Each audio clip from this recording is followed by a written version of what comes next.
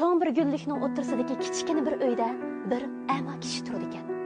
U gullarga yaxshi ajr qilg'ashqa bir yilning ichidagi 4 faslning hammasida rang-rang xushpuroq ejilib o'tiradi ekan. Bir kuni bir yo'lovchi bu kishidan so'rabdi. Ko'zingiz ko'rolmaydigan tursa, buncha o'lajiq gulni beqib nima qilasiz? Bu chaqda ama kishi u kishiga mundaq debdi. Shundaq, ko'zim ko'rolmaydi. Ammo mening bu gullarimning xushpuroq hididan, go'zalligidan sizga o'xshash nurg'unlagan kishilar huzurimni oladi emasmi? Mana bu mening xushalliqim. Shundaq. Biz mana bu parchadan beg'ishlashning qimmatini his qila olamiz. Siz o'zingizni sevgan bilan yana o'xshashlar o'zgalarni, atrofingizga har bir kishini, har bir shaylarni suyalasangiz, bu hayot sizga kulib boqadi.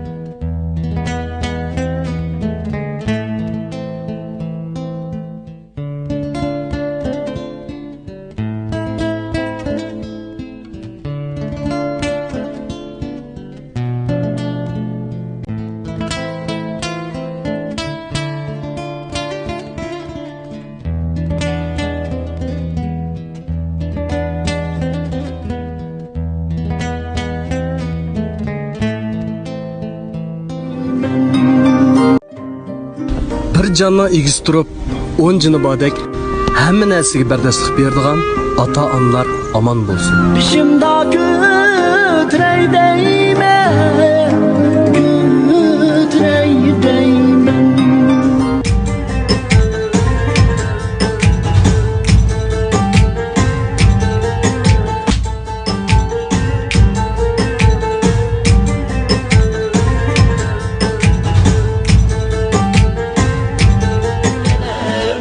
Üzümse geç yürek tamçılap içti.